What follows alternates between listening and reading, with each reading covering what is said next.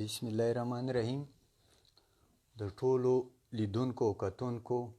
ته په پښتنه مینه چې هر چېرته یې او زموږ د لایو ویډیو ګورئ، ټولو ته سلامونه وایو او نیکې هیلې درته وړاندې کوو. ملګرو، نن موږ د یو داسې موضوع سره د یو داسې ټاپک سره راځو چې په هغې باندې د پښتونخوا وطن د پیغلو ځوانانو پوهېدل ډېر زیات اړین بولو، ډېر ضروري یې ګڼو. نن به موږ د دې فیسبوک لایو خپرونې په دې لړۍ کې د پښتون قامي سیاست او په دې قامي سیاست یا د پښتنو په سیاست، په ژوند ژواک، په کلتور، په ژبه د استعمار څه اثر دی، په دې باندې به خبره کوو او هیله کوو چې تاسو به تر پایه پورې زموږ سره ملګري شئ او دا زموږ فیسبوک لایو ویډیو به تاسو د خپلو یارانو دوستانو سره هم شریکه کړئ. نن د دې ټاپک دپاره ما یو ځوان پښتون د دې موضوع پوه ملګری ولسیار وزیر ته بلنه ورکړې ده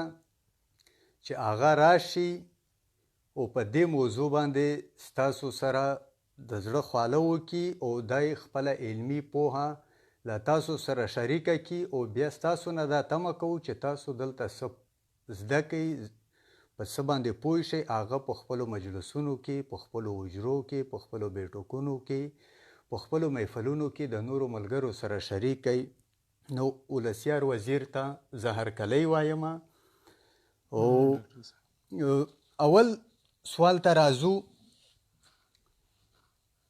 نو آبادیت یا امپریالیزم، استعمار او ښکېلاک مختلف نومونو باندې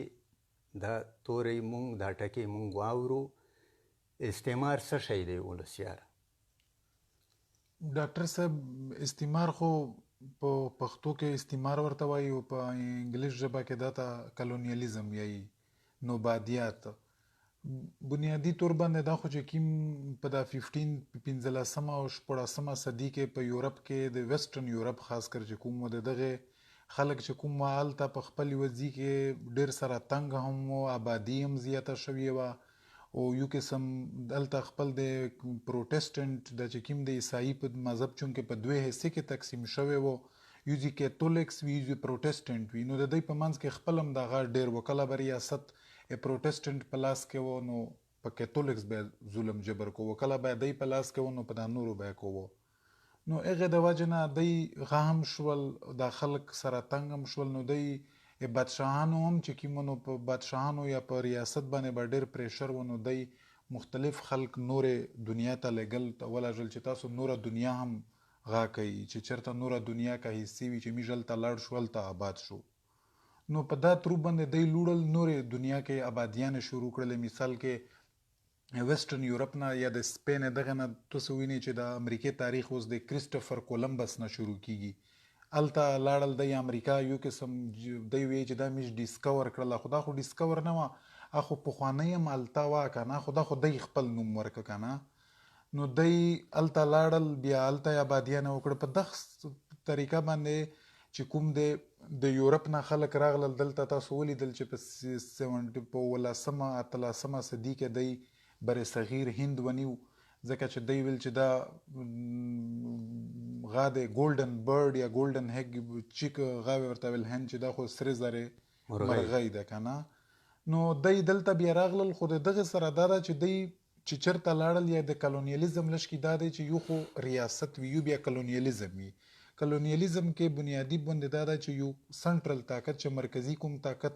یو علاقه ونیسي، نو دا یا څومره چې د چاپېرچل ماحول واکاري وي، دی خالي د خپلې ګټې د پوره استعمالولو کوشش کوي. هلته چې څومره انسانان وي، دا ته مجبوري کو چې د دی د پوره دی ټوله ورځ مزدوري کوي. او هلته چې کوم څومره وسایل وي، دی د خپل ځان د استعمال د پوره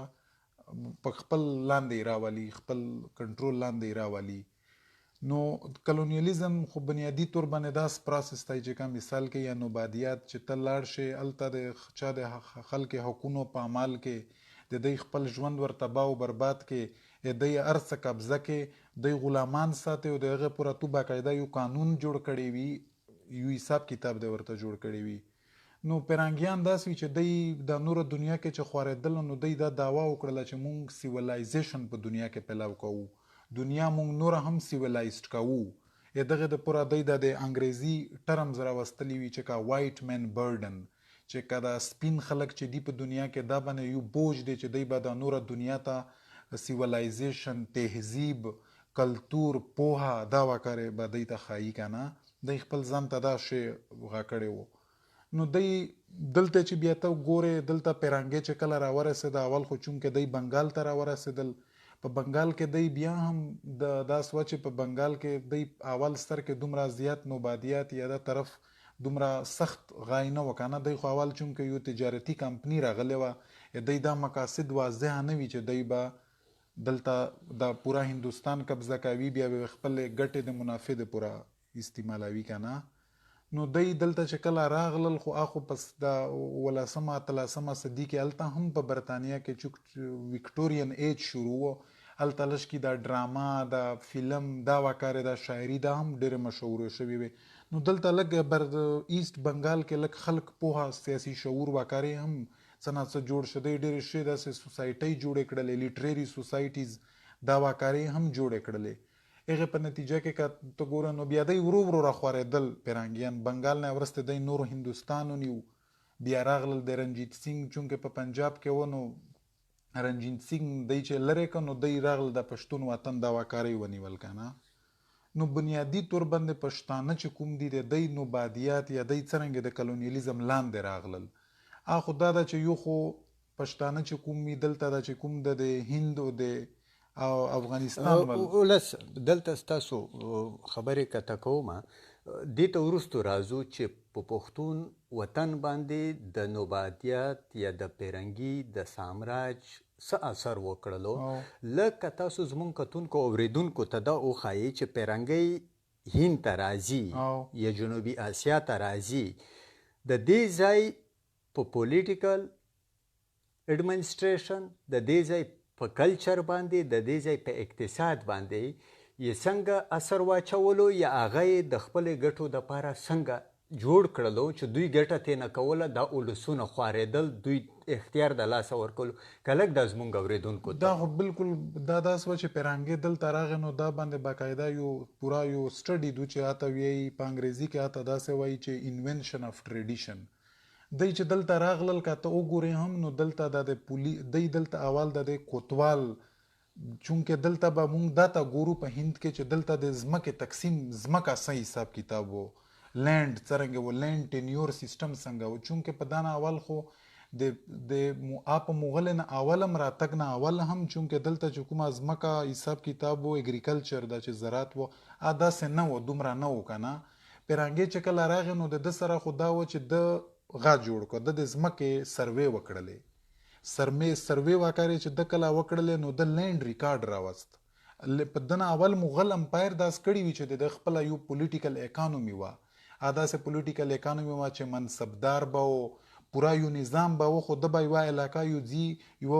منصبدار ته حواله کړی و بیا به منصبدار هلته موزه خلکو باندې مزدوري کوله هغې به چې څومره ریونیو را جنریټ کېدله به بیا دی سنټرل حکومت ته راوړله مرکزي حکومت ته به یې راوړله نو د ځمکې نظام داسې و چې که د یوه کس سره به ډېره غټه غټه ځمکه وه په مغل دور کې نو چونکې د مغل پیرانګي خور چې راغی نو د مغل نه دی ته ډېر واکارې میلاو شولې پیرانګیانو بیا دا کار وکړه چې د مغل امپایر چې کوم ارکایوز وي د دوی چې کومه دی څه شي لیکل کتاب لیکل وست کړی و دی وویو چې مغلو د علاقه څرنګه کنټرول کړي و دی څنګه حساب چلو نو دی څه هغه شی کو او څه دی داسې وکړل چې څه به دی نور روایت که په بله کالوني کې مثال کې دی به په افریقا کې افریقا هم د کلونیالیزم د نوبادیات د پیرانګي نوبادیات لاندې راغلی وه نو هلته هم ډېر زیات تقسیمونه راوستلي وي ځینې تجربه به بیا د افریقې نه راوړه او یې دلته امپلیمنټ کوله نو په دغه اول د پولیس د چې کوم نظام و د پولیس داسې فارمل نظام نه و چې پولیس بازی د کرایمز د جرایم سره څه تعلق نه و، بلکې د داس و چې د به خالی دا ته به دی تلو چې الته دی دا چې کومې د ځمکې والا منصبدار دی چې څوک مظاهرې دي چې څوک کار کوي په ځمکه باندې چې خپلې پیسې و منصبدار ته ورکړي، بیا به دا پیسې د سنټرل حکومت ته راوړل. یو قسم د کردار چې کوم و هغه و دا د حکومت او د زمیندار په منځ کې د پیسې لین دین د منافع ول غا کوو. دا پولیس ډپارټمنټ چې کوم بیا د ورست غا کو اولې کو ځکه چې خلکو ته خدا پته لګیدله چې بای دا خو دلته په سنټرل حکومت چې کوم دی دا ټوله ګټه دته زموږ ټوله ورځ مزدوري کوو. پیرانګي خو به دا کار کوو چې الته به چې څومره واکار پیدا کېدلې ټیکسټایل به مثال کې دا به دی بیا الته لندن ته وړ په لندن کې الته په مانچسټر کې د کارخانه ورته جوړه کړې وي، نو الته به دا سامان وړ. اس مثال کې تور باندې په پیرانګي را تک نه اول دلته به د هند کې داسې و چې دوا سپین صادر به یو صادر به سړی برا پېچو یو به اعلان دغه کو بس په د دوا صادر کې به سړی ځان پټو وکنه. خو بیا دای داسې وکړ چې د غزي نه دای چې کوم د را میټیریل خام مال الته یو ور نو دغه نه د پینټ شرټ جوړ کړل، مختلف قسم کوټونه واکاره به جوړ کړل، ابه بیا واپس راوړل په دغه خلکو باندې په ګران قیمتونه باندې خرڅول کنه. د اکانومي زد ته لګ وشایم چې دغه نوبادیات څه اکانومي و. نو دا نمونه نو دی دلته رورو داس کول چې کنه کا انډین دربار وګورا چونکه په انډیا کې په هند کې ډیر زیات پرنسلی سټیټ وی، هغه پرنسلی سټیټ چې کوم نوابان وی ته بدی غا ور کړل مثال کې ات به لندن تام تلش ولې ملک سره به ملاوي دای شول هغه دیته به پروتوکول ورکو او دلته به څنګه مې دی د ټول جاگیر ورته کنټرول کړي او منافع به الته تلله. په دا کې یو شی دی چې کا مثال کې د دای چې کیم و د یورپینز بچ دلته راتلل دای خو ډیر زیات ځان ته داسې ایروګنټ غوندې ټیچ غام ډیولپ کړي او ځکه چې مغرور ول ځکه چې دای دا ویل چې میش انډینز هند خلکو ته دا وی ریلایز کو چې میش په توسنا سوپیریری او ایون کې داسې شوې دي چې پیرانګیان کله دلته راغلل نو دای چې کیم خپل کلبز جوړ کړل اته انډینز نوی الاو دای چې کوم دلته کینټ جوړ کړل دای چې کوم دلته دفترونه جوړ کړل اته به انډینز نوی الاود انډین به خالی چپړاسی په غا کېدای شو چې انډین یو دی اباده خالی چپړاسی کار کولای شي نور دې برا نشی راتلې. نو د انډینز دای داسې یو غا وکړه داسې یو کوډیفیکیشن یو وکړه چې دای به داسې لوور ساتل شي. نو دا نمونه دای خپل ایکسکلوسیو کلبز وی پاکه به دای خپل پارټیز مارټیز دا وکړي کوله او ډیر نیټیو پاپولیشن چې کوم حالت چې کوم د چا چې د ازمکه واده چا چې د وطن وو آی شاته ساتلی خپل ځان ته نه را پرېښول. نو دا چې کوم دا داس یو نغاو دا داس یو سینسلا و دای و چلیدله او په دا کې د مختلف قسم کارونه کړی دي. مثال کې د داسم کړی دي چې ته اوس وګوره د هند چې څومره غادي نو نوادرات دي دلته به چې څومره قیمتي واکار راوتل چې مونږ ارکیالوجي ورته وایو ارکیالوجي هم د ټوټل انګلند ته وړي نن هم د لندن میوزیمز چې کوم دي د هند او د افغانستان خاص کر د بنو کې یو سایت ته اکرا سایت د دغه چې څومره قیمتي آرکیولوژیکل سامانونه دي کوینز دي څه شیم دي نن په لندن کې په میوزیم کې پراته دي. ها ولسه نو یو اخیری خبره کوم نو د بنیادی تور باندې چې دا کوم تعلیم یا پوها وا دا هم د په مونږ باندې دا ومنله چې کا تعلیم او پوها چې څوک د برتانوي د پیرانګي والا وی اته د پوها ویل نیټیو چې کیم نالج سورسز وی مثال کې نیټیو نالج دا سورسز وی چې زمونږ پلارینی که خپل یو اورل هیستوري رغلی و اده ختم کړه شو دا څه سورس نه دی دا خو څه خبره نه دو. نو دا نمونه بل میشت د پوره دی داس و چې دی یو چونکه میشت د اول چې توس بیکورډ خال کی توس عادت اخلاقیات به سماول میشغوړي نو دا نمونه چې کیما دو دی داس د نوبادیاتی نظام چلو چې پورا سوشل سټرکچر بدل کو سیاسی سټرکچر بدل کو سماجی سټرکچر بدل کو اکنامک سټرکچر بدل کو د خپل ګټ د پورا اپ سیاسی کلچر هم ولا گو اپ د بل سماجی ژوند داسې جوړ کو چې پاکه برتانوي سرمایه‌دارو ته فائدای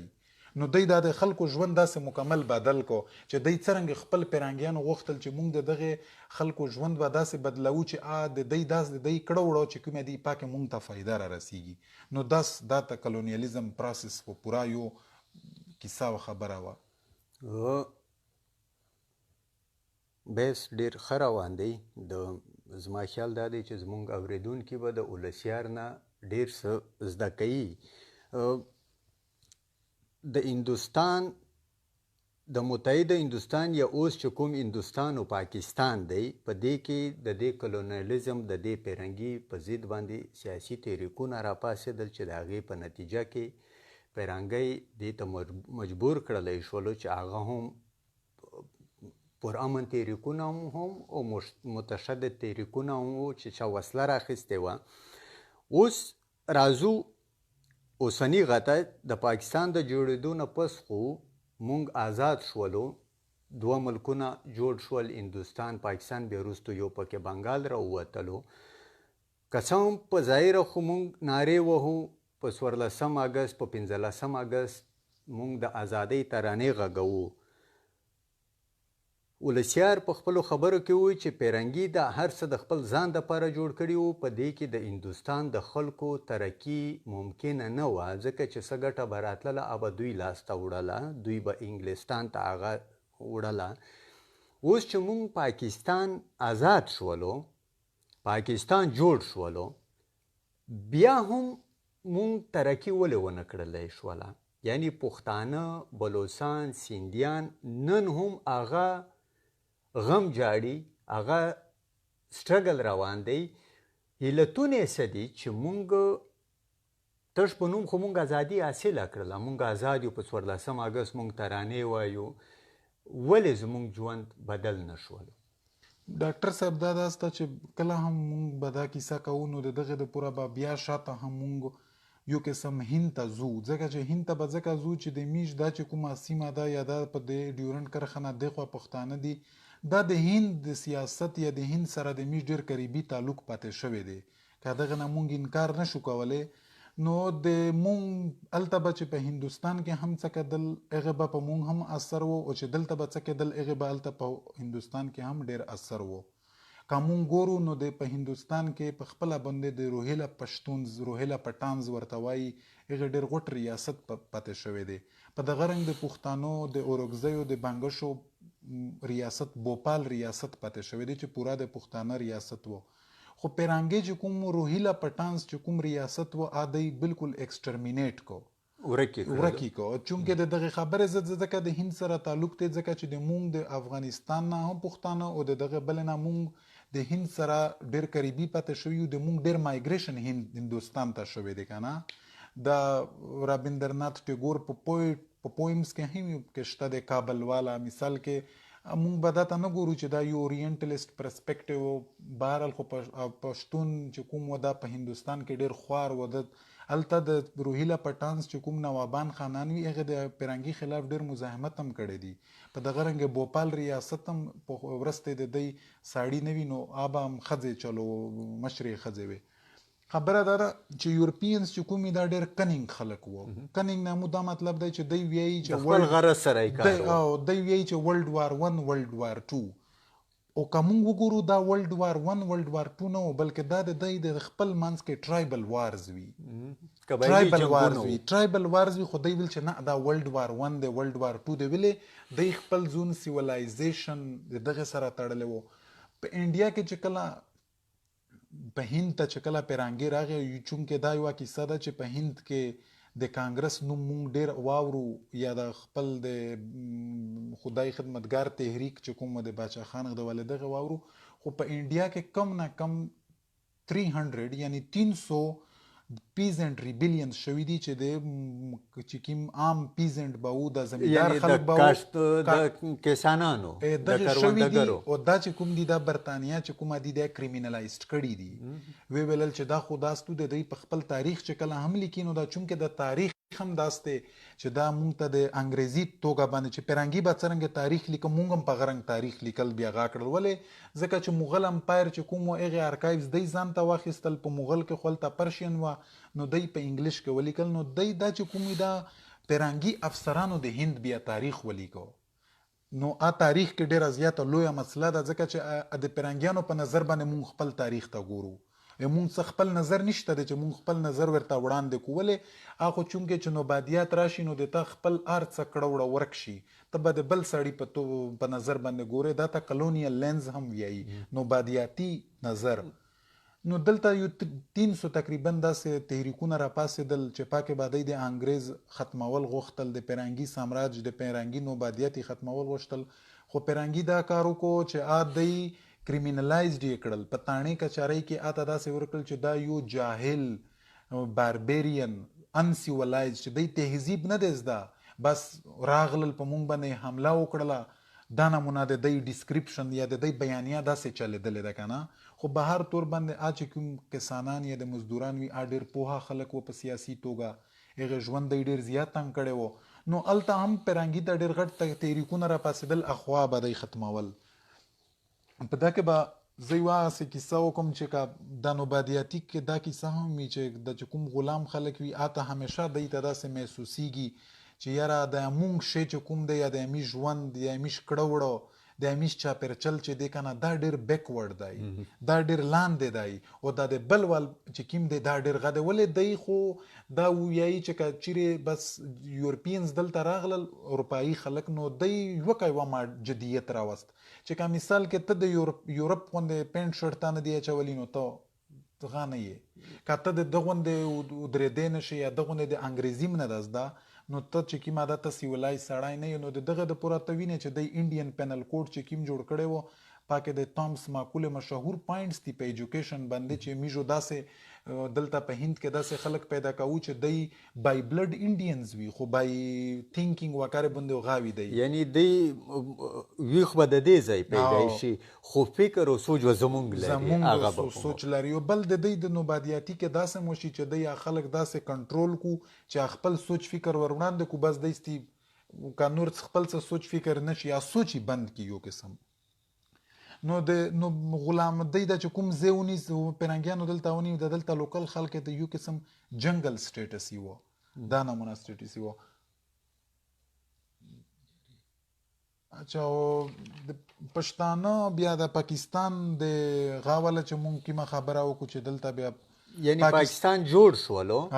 پیرنګۍ لاړلو ظاهرا خو مونږ ازادي لمانځو، خو ولې زمونږ ستونزې ورځ په ورځ سیوا کېږي؟ مونږ د آزاد قوم په حیثیت خپلې ستونزې ولې حل نه کړی؟ بالکل دا خو دا ده چې که پښتانه چې ته ګورې هم که نه نو د پیرنګیانو د دی د پوره باقاعده د پښتانه چې کوم و د دی د پوره یو خپل یوه مشهوره فرنټیر پالیسي جوړه کړې وه چې به وخت نا وخت اپډیټ کېدله، اته به بیا نورې امپرومنټ به پکې راتلو. فرنټیر چې کومه پالیسي وه پیرنګیانو نوبادیاتي کالونایزرز جوړه کړې وه. فرنټیر پالیسی کې د پښتانه څرنګه به د دی غا مونږ تقسیماو وینې ته که وګورې د مونږ خپل د وطن یو خپل نوم و پښتون وطن، خو دی به مونږ ته ویل چې نارت ویسټ فرنټیر، دا نوم ته وګوره وطن زمونږ و نوم دی ورکړی و او د مونږ چې کوم و نو داسې دی موږ ته دا نوم هم راکړی و. نو پښتانه چې کوم دی بنیادي طور باندې پیرانګي چې کوم و دلته ډېر زیات ډیویژن راوستلی و، پښتانه د یو بل نه ډېر لرې سره ساتلي. مثال کې که ته وګورې ګاندي او باچا خان ډېر ځله وغوښتل چې موږ د قبایلي علاقې غا وکړو، دی دا هم یو خپل پالیسي تحت وشول چې دی وویل چې دا سیټل ایریا دو او دا نه دا سیټل ایریا. مثال کې دا کې هم دی ته ډېره غټه فایده وه که نه، ځکه چې دی یو سیاسي عمل هلته نه پرېیاش. فاټه چې کومه وه پیرنګي خو چونکې د مسله په دا کې دا هم راغلی وه چې هلته د ریس د وجې روس چونکه د سیزر حکومت و راتلو او افغانستان کې د هند تبدیل راتلو نو دی د هغې د غا د پوره هغې د روکتام د پوره هغې د ودرولو د پوره دا پښتانه چې کوم دا مختلف توګه باندې تقسیم کړي دي. که ته وګورې هلته افغانستان ول پښتانه دي، بیا په دا منځ کې د قبایلي درته وایي، بیا دلته لاندې سیټل ایریا دو که نه، نو ډېره غټ ډیویژن دی پیدا کړی و، ګیپ دی پیدا کړی و. نو پښتانه چې کوم دی یو خو دی نه پته لګي چې دی څونه خلک خبر و چې په هند کې داسې کیسه روانه ده یا پارټیشن شي یا دلته خلک خبر و، خو بهرحال پاکستان جوړ شو، دا پارټیشن وشو، هندوستان مات شو که نه. او پانا پس دادو چې ته وګورې نو پاکستان چې جوړ شو دلته اول افسران هم ټول انګریزان وي د هر څه، انوبادیاتی ادارې چې کیمې ادارې پیرانګي جوړه کړې وي چې هغه به خلک غلام کول، د خلک کلتور، د خلک تاریخ، د خلکو ژوند، د خلکو ژبه ابه ختموله او خالی د پیرانګي په ګټه به راوستله. چې کوم تک شیان وي پاکستان ته په وراثت کې پاکستان ته ورکړل. په وراثت کې ورکړل. یو قسم دا آزاد نشو بلکې دا وا چې کا مالکان بدل شول. اول چې کومه وایټ مین و، اوس چې کومه دو براون ماستر راغی،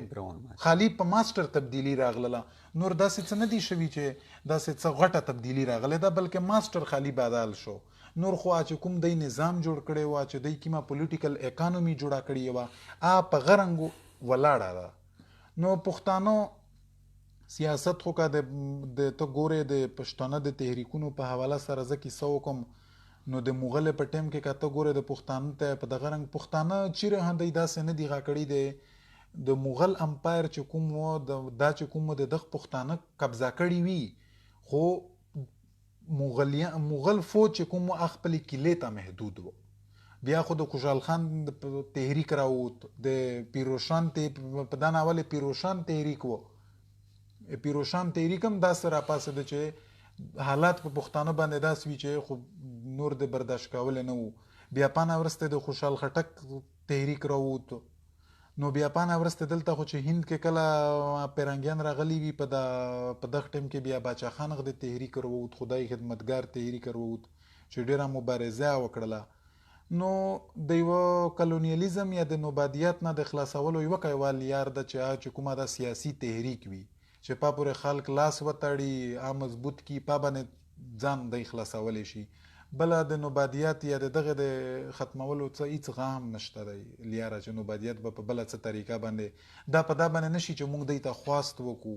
یا دی ته موږ ازارۍ وکړو ورته وجاړو. دا په دا باندې نه ختمیږي. دا په یو سیاسي قوت چې خلک منظم وي او دی ووایي چې بس دا به موږ دی نه اخلو، نو په دا باندې یعنی مقصد دا دی چې د نوآبادیات یا د غلامۍ نه د ځان خلاصولو دپاره یو تحریک،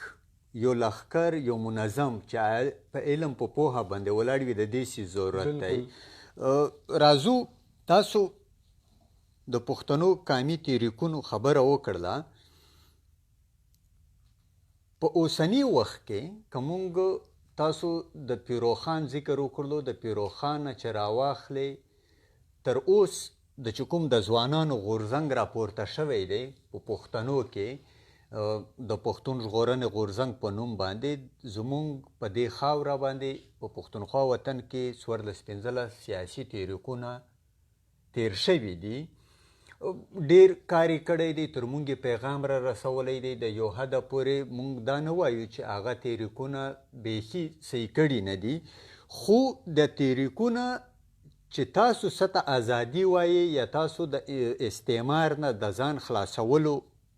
کوم نسخې یادوئ، آیا دې اوسني حالت کې به چې دا پښتانه ځوانانو پیغلې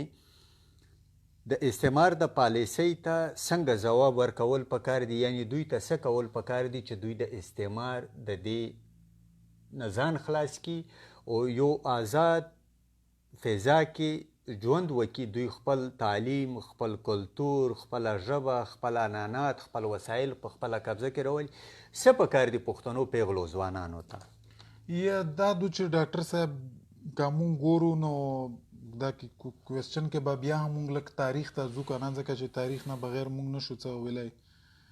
بنیادی خبره خو دا دو چې ته ګورې د اول ورځې نه چې کومه ده د پښتنو چې کوم په دا ریاست کې د دی سټیټس دی یا د دی چې کوم غا دی دا ستی چې د دی سره د ډېر په سپک نظر دی ته کتلی شوي دي که نه. همیشه د دی چې کله هم سیاسي تحریک را پاسېدلی دی نو هغې خلاف کچېري، تاڼه دا استعمال شوي دي، عدالت. او په دا نه علاوه څه نوم یې دی خامخا مونږ د خلکو نه هم ځینې خلک وي چې د دی سره میلاو وي، عام داسې یو رول پلی کوي که نه. نو د پښتانو خو دا دو چې څه نوم یې دی دا تکه و هم ګورې دا اوسني جنګ کې هم که مونږ ګورو دا چې تش ته دی وار ان ټیرر ویایي، وار ان ټیرر دی ورته وایي، خو بنیادي طور باندې د دغې که ته اوسه پورې هم وګورې د دی چې کله هم افیشل بیان راځي د پاکستان چې کوم واکداران دي دی ته دی دا نوم ورکوي چې کاونټر ټیرریزم اینڈ کاونټر میلیټنسي دا نوم ورکوي. دا په خپله یو کلونیالیزم وال جنگ و په مونږ باندې د نوبادیات چې زمونږ ځمکې وسایل هر څه دی پکې قبضه کړل. هغه د پوره دی دا د ډېر زبردست ټکی هم راایستلی دی د میلیټري اپریشن. مثال کې دی د هر څه حل چې کومه دا په فوجي اپریشن باندې بولی هغه د پوره دی ته وګوره که نه په 21 صدي کې چې کومه دا مونږ ته نه چېرته ښکارو چې چېرته به فوجي عدالتونه وي. په پاکستان کې فوجي عدالتونه دي او پاکې پښتانه بغیر د ټرایل نه پانسي کېږي. او چې کومه دا د دی وسم مخکې د پېښور های کورټ یو ریپورټ راغلی و چې دا چې کوم د دغې خلکو ګرفتاریانې 173 پیجز ریپورټ و. خو مونږ خو بدقسمتي دا هم ده چې مونږ څومره تعلیم یافته خلک دي یا زمونږ ته ډاکټران دي یا انجینیران دي خلک دي بنیادي یا چې نور لږ څه پوهه خلک دي بنیادي د سیاسي کار یا د سیاسي پرمختګ دا چونکې یوه اجتماعي ژوند همیشه اجتماعي وي انفرادي ژوند کې دایم نشي. نو مونږ داسې یو چې مونږ همیشه دا زور کړی دی چې موږ د انفرادي ژوند په طرف لاړ شو. خو ژوند چونکې اجتماعي دی که ته دا اجتماعي بولې نه هم نو چې نقصان را رسیږي ځکه چې ته وګوره که په علاقه کې د یوه کور باندې پولیس ورځي که دا نور طاقتونه ورځي فوج ورځي خو څه نوم یې دی هغه نشي کولی څه نوم یې دی یو کور خپل خو هېڅ نشي خو کولی خو که پوره کلی ورته پیوځي وي نو هغې مخنیوی بیا کېدلی شي که نه. نو خبره دا ده چې د توس خو که د پاکستان اول که قانونونه وګورئ هم هغه کلونیل قانونونه دي هغې یا ډي کلونایزیشن نه دی شوی. پاک کې د اوسه پوره بنیادي طور باندې د پښتانه چې کوم فنډامنټل هیومن رایټس ورته وایي فنډامنټل هیومن رایټس چې کوم ورته وایي چې بنیادي انساني حقوق دي د یونایټډ نیشن منلي دي اقوام متحده منلي دي خو اوس هم پښتانه ته نشته دی. که دی چیرې سیاسي خبره کوي نو دی توس وینئ چې تاڼې کچېري ته وړي. راځو ستاسو خبره ډېر ښه طرف ته بوځئ. راځو لږ ستاسو د فونډامنټل یا د بنیادي انساني حقوقو خبره وکړله. دې وخت د پښتانه ځوانان پیغلې د پاکستان د ریاست نه د پاکستان په آیین کې چې څه لیکلي شوي دي یعنی د ارټیکل 8 نه تر 28 پورې چې زما د سر تحفظ به وي زما د عزت تحفظ به وي ما ته به زما د کاروبار به تحفظ وي زما ته به د سیاسي اظهار رای ازادي وي ما ته به د پیسفول ګیدرینګ یعنی د جلسو جلوسونو په پیسفول غ باندې غوي. دا اوس په پاکستان کې مونږ وینو چې د دې په سر باندې پښتانه ځوانان په بنو کې په سوابۍ کې په مختلفو سیمو کې نیول کیږي. آیا پیرنګی چې د بهر نه د خارج نه راغلی و هغه هم چیرته دا کول چې خپل یو قانون یې جوړ کړی دی په هغه کې یې خلکو ته یو ازادي ورکړې ده په هغې چوکاټ کې دننه خلک مطالبې کوي بیا یې خلک نیولي دي که دا هم اوس کیږي په 21مه پیړۍ کې. بالکل دا خو ظاهره خبره ده چې په دا چې کوم آزاد ریاستونه واکرې دي په دا کې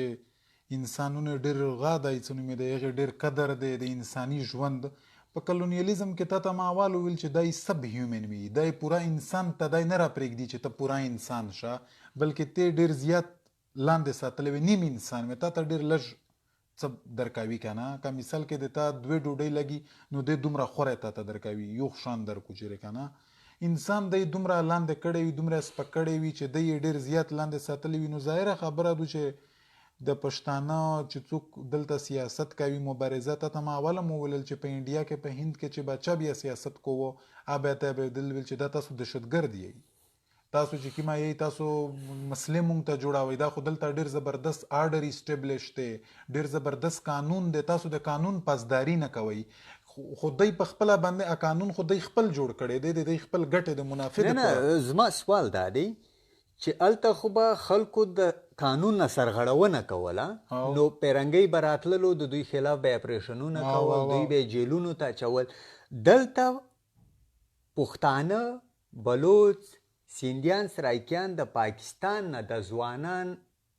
خواست کوي چې تا چې کوم قانون جوړ کړی دی ستا چې جوړ کړی دی د پاکستان کانسټیټیوشن چې ورته وایي د 1973 په دې کې د ارټیکل 8 نه تر 28 پورې چې تا څه ویلي دي د دې شهریانو سره تا ګارنټي کړي دي مونږ دا درنه غواړو د دې باوجود یعنی مونږ آیین ماتوو نه، بالکل. آیین د خلک ژوندی کول غواړي، عملي کول یې غواړي، د هغې باوجود هم دوی جیلونو ته اچول کیږي. دې ته به په کوم نظر ګورئ؟ بالکل دا خو ظاهره خبره ده چې مونږ خو دا خو نور ته خو پرېږده چې دلته د آیین چې کومه د هغې داسې نه ده امپلیمنټ پابندې دا چې څوک یې واکداران دي پاکستان خو په دا باندې عمل نه کوي. خو مونږ خو اوس بنیادي طور باندې دی ته دا وایو چې کامیش اول خالی میشته انساني بنیادي انساني حقوق چې کوم دي بحال کا کنه. نو د دې د میش سره د چې کوم د دې بیهیویر دی د دې چې کوم زمونږ سره هغه د کته په افریقا کې وګورئ چې نلسن منډیلا د 27 سال په جیل کې تیر کړل، هغه اپارتایډ رژیم ختمو. اپارتایډ رژیم چې په افریقا کې کوم عام او نسل پرست، بالکل نسل پرست، نو دا دو چا نسل پرست نظام دی ختمو چې کاتس میشته همرا کا عام په دغه شانته و نسل پرست نظام پاکه به هم د چک پوسټ خپل یو نیټ ورک وو، د چک پوسټ د نیټ ورک وو پاکه به په دغه رنګ وسوینه کا بیا بعد بل پدا کې ته یو خبره وشم چې دا چې کوم التبه دا چې کوم د چک پوسټ خو نیټورک خو خیر په د ویسټ بانک هم شته، په اسرائیل چې کوم د په ویسټ بانک فلسطین کې جوړ کړي دي. چې کوم چې کله به د چک پوسټ نیټورک خو دغه پر جوړ کړي وي چې د خلک چې کیما دو د دې ام دورفت کم وي، دای کې لک ستړیا پیدا شي، د ذهني تشدد په دای باندې کیږي ویل ځکه چې بار بار باندې تانه انټروګیشن شي، اتنه به پوښتنه شي ویني چې جناب ته چرته زه ته ویل رواني دا انټروګیشن دی د پتا باندې ته د پسپای طرف ته بوزي پسپاکاوي دی اته حوصله ریزال ماتوي تنه بار بار د پښتنه کیږي. نو دا په انسان باندې ډېر دغه اثر وی کنه. نو د دې دا پورا یو نیټورک ونو الته چې په د فلسطین ویسټ بانک کې کوم دی پاکه به چې کله خلکو غاو کو شروع کو چې په چک پوسټ باندې ډیره سختی ده، دای به بیا داسې وکړل اسرائیلیونه چې دای به په چک پوسټ باندې نور انسټیټیوشنلایز کړل. څنګه به انسټیټیوشنلایز کړل چې مخکې به اول څه لګ داسې دای چې چک پوسټ جوړ کړو داسې لګ به څه وړ کوټه کمره شانته وا یو گیټ میټل دله به دای به ورسته داسې وکړل چې پورا به څو کمرې جوړې کړي، چیلډرن پارک به جوړ کو، شیډز به جوړ کړل او به ورکولې ویني ریګولر بارډر کراسینګ ریګولر بارډر کراسینګ ته کنورټ کړل. اته ته غانه کړل ولې خلکو پریشر غه په کار و چاخه ختم کړي و خدای نور هم انسټیټیوشنلایز کړل. نو په دغه رنګ شانته چې کیما دا چې کوم دا پیرایو نیټورک وو بار بار د تو شناختی کارت د تا چې کومه دو د تا په شخصیت باندې د تور د چې کوم لګیدلې د چې پښتانه چې کیما دا تراګر دی یو قسم د خپتو کې نورم خوف پیدا کړی دی بیا تا بار بار د تلاشیم کیږي امیش بنیادی طور باندې ډی هیومنایزیشن شوی دی. ډی هیومنایزیشن نوی چې کله د انسان نه تلاندې درجه طرف ته کوشش پتا باندې شوی دی چې تراشه دا نمونه. تا سوال د ملک غانه کو رازو اخیری سوال ته رازو خبره خډیره د خوندي او زمونږ سره هم د وخت تنګستیا هم وي د پښتنو پیغلو ځوانانو ته کومه لار لټول پکار دي، کومه لار خپلول پکار دي چې دوی د انسانانو په څیر د برابر شهریانو په صفت باندې په دې ملک ژوند وکړي. هغه څه نکتې چې ته کوم پیغام ورکول غواړي پښتنو پیغلو ځوانانو؟ خو مونږ خو دا وایو چې یاره دا ده چې بنیادي طور باندې هلته په روس کې به لیننغ د یو خلک وشول هته ویل چې چیټرینګ کلاس به داسې خلک و چې به ټوله ورځ په کمرې کې ناست وي خبرې به یې کولې سیاست وکړې به یې وغکول خو بار ته به نه راوتل، د سماج د معاشره ته به نه راوتل، دا ته به نه ګرځېدل کنه. نو بنیادي په پاکستان کې اوس ایر کنډیشن انټلیکچوال ورته وایي چې ایر کنډیشن ته ناست وي تجزیه کوي. ستاسو دا مثال کې ما دا مقصد دی چې یو سړی چې دی لکه پوهه دی د خپل پښتانه ویني د خپل ژوندم دی ویني نو په کار دی چې کوم هغه د پوره لک کار دی په معاشره کې کول دی هغه د پوره خصوص ویني چې پښتانه ته خو مش په دا باندې ډیره مبارکبادي ورکوي او دوی مش ډیر خوش قسمتي خلک بولی چې دوی کې داسې تحریک را پاسې دو یو قسم لیډرشپ پیدا کو په داسې غلامۍ په وخت کې خدا شیان پیدا کیږي نه خدا خو بالکل ډیره قیمتي کار دی کنه دا مبارکبادي استاینه کار دی چې دوی تحریک میندو لیډرشپ میندو نو په کار دا چې اوس خو بس د تحریک مضبوطاول دی آت په مختلفه طریقې کولای شي دغه د مضبوطوالي پر دا ټول خبره ده چې مونږ پښتانه ته دام وایي چې کاتوس چیرې داس وایي چې د پښتانه ته دا وایي چې یاره تعلیم د تاسو چې تاسو تعلیم وکئ نو د تاسو مسلې به ختم شي. زه خپل دا نه وایم چې تاسو تعلیم وکئ توس بالکل، خو د تاسو مسلې د ختمولو یوه کا لیار ده سیاسي لیار ده. د تاسو مسلې په سیاسي لیار راخلاصېدلی شي. مونږ چرته دلته د مونږ کسان ونیول شي نو مونږ به یوه اس پي ته یا څوک افسر ته به ډېرې زارۍ خواست ماست وکړو، خو هغه به تا ته وایي چې ما مجبوري ده زه نشه راخلاصولی. خو که یو سیاسي قوت و د تا سره ده به مجبوري وي دا کسان به راخلاصیږي. نو په یوه سیاسي قوت باندې په یوه سیاسي جدوجهد باندې د میږ مسلې حل کېدلی شي. زه صفه خبره کوم چې نه ډاکټران د مثال کې په ډاکټري باندې نه چې دا پوره پښتانه ډاکټران کا والله که د دوی داسې د دوی به په دغه رنګ دوی سره به دغه کېږي دا چې ریاست ورسره کوي یا دوی ټول انجینیران کا بیا به هم د دوی مسلې نه ختمیږي. او په تعلیم کې هم موږ دا وایو چې یاره د دوی چې کوم تعلیم دی تعلیم د دوی وکړو، خو ورسره د خپل چې کوم د دوی پلارانو نیکونه هم څه لږ ورته پریښي دي. پوره روشنیي تحریک په پښتانه کې چلیدلی دی، ډېره غټه مبارزه شوې ده د مغلو خلاف. د خوشحال خټک خوشحال بابا ډېره غټه مبارزه چلولې ده چې د ده په کلیات کې مکمله تاریخ دی چې دی امل خان او دریا خان د څنګه مغل پار کړل.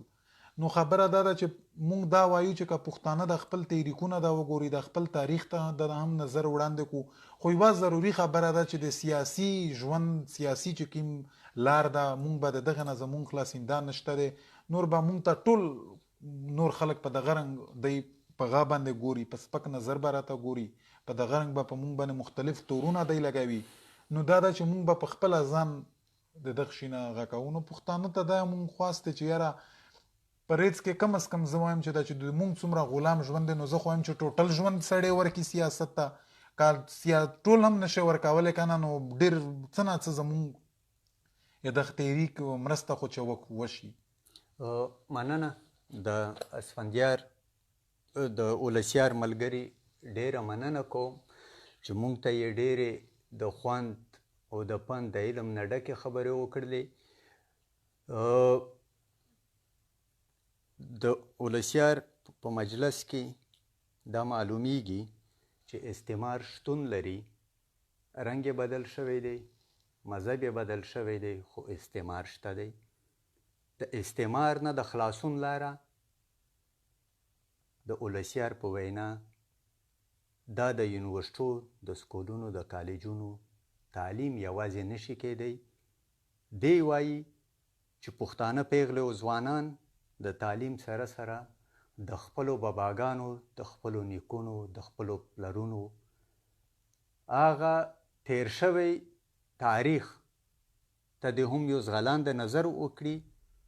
چې پیروخان، خوشحال بابا، امل خان، دریا خان، د اډې ملا، نجم الدین خان، افغان نپولین عمرا خان، صنوبر حسین مومند، مولا پوونده، فقیر ای پی، باچا خان، صمد خان، نور معلوم او نامعلوم زمونږ هغه اتلان د هغو د ژوند نه د هم ځان خبر کړي، په خپل قامي تاریخ، په خپله جغرافیه، په خپل کلتور د ځان خبر کړي. بیا به چې دا تعلیم او دا زمونږ خپل اجتماعي قامي فکر سره یوځای شي، بیا به پښتون قام د سیال قام په صفت باندې په دې نړۍ کې ژوند تیروي. هیله لرو او تمه کوو چې ولسیار به زموږ سره هم په نورو خپرونو کې هم راځي. د ده د علم د ده د پوهې نه به مونږ ګټه پورته کوو. ستاسو نه هم مننه کوو چې زموږ پروګرام مو په ژوندۍ بڼه را سره وکتلو او مونږ به هڅه کوو چې داسې د خوند او د پند د علم ډک پښتانه پیغلې او ځوانان بیا هم ستاسو سره میلمانه کو، ستاسو سره خپلې تجربې، خپل علمي پوهه شریکه کړي. مننه. کور مو ودان، پښتون ته ژوندون غواړو.